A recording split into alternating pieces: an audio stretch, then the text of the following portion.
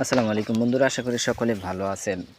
তো অনেকে আমাকে কমেন্ট করছিলেন যে ভাই, এক গাছের সাথে আরেক গাছের গোড়া দিয়ে কিভাবে জোড় কলম করা হয় বা কিভাবে এই গাছগুলো পরবর্তীতে পরিচর্যা করতে হয়।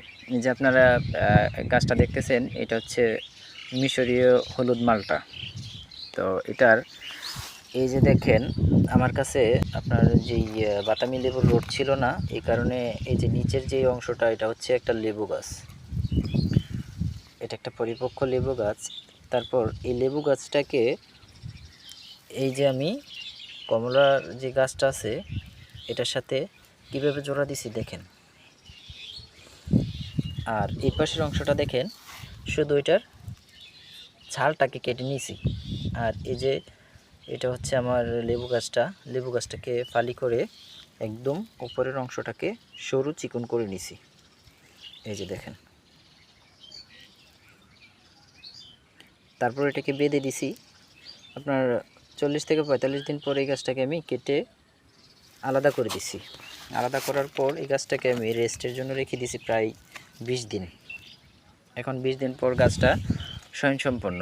এখন এই গাছটাকে আমি যেখানে রোপণ করব, এই গাছটা থেকে আমি কাঙ্ক্ষিত ফল যেই যাত্রা ছিল আমার, ওইটা কি আমি পাবো। তো যারা এরকমভাবে আপনারা এক গাছের গোড়া দিয়ে অন্য গাছের থেকে অন্য একটা চারা তৈরি করতে চান, তারা অবশ্যই নির্বাচন করবেন বাতামি লেবুর আপনার রুটি স্টকটা ব্যবহার করার জন্য। ওইটা হচ্ছে উন্নত রুটি স্টক। আর আমার কাছে বাতামি লেবুর এত বড় রুট ছিল না, এই কারণে আমি একটা লেবু গাছ দিয়ে করছি। সাইট্রাক জাতীয় যে কোনো গাছ দিয়ে করলে হয়। আপনার সবচেয়ে ভালো হচ্ছে আপনার বাতামি লেবু দিয়ে করলে। তো আমার কাছে রোড ছিল না, এই কারণে আমি এটা দিয়ে করছি। দেখেন এই যে গাছটার অবস্থা, এখান থেকে আমি গাছটাকে কেটে তির্যকভাবে কেটে দিছি। তারপর এখানে একটা পলি বেঁধে দিছি যেন গাছটা না শুকায়। এখন এই গাছটাকে আমি একটা অপারেশন করব। অপারেশন করে আমি আপনাদেরকে আবার ভিডিওটা প্লে করে দেখাবো। এই যে এই পাশের অংশটা কিন্তু জয়েন্ট হয় নাই, আপনাদেরকে দেখাই। এই যে আঁকা বাঁকা যে অংশগুলো সেইগুলোকে আমি কেটে দিব। আর এখান থেকে হালকা একটু কেটে গাছের সাথে ম্যাচ করে দেব, যেন পরবর্তীতে তাই চামড়া নতুন করে হইলে যেন এটাকে কভার করে ফেলতে পারে।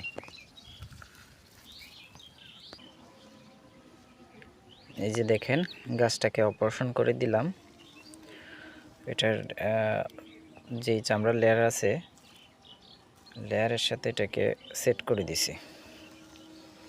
আর এই পাশটা এরকমভাবে কাটছি। আর এই নিচের অংশটাকে এরকমভাবে কাটছি যেন এটা আর কোনো প্রবলেম না হয়। পরবর্তীতে এটার যখন নতুন চামড়া আসবে, তখন এটা পরিপূর্ণভাবে জয়েন্ট হয়ে যাবে। তো ধন্যবাদ, সবাই ভালো থাকুন। আবার নতুন কোনো ভিডিওর জন্য আপনাদেরকে আমন্ত্রণ রইল।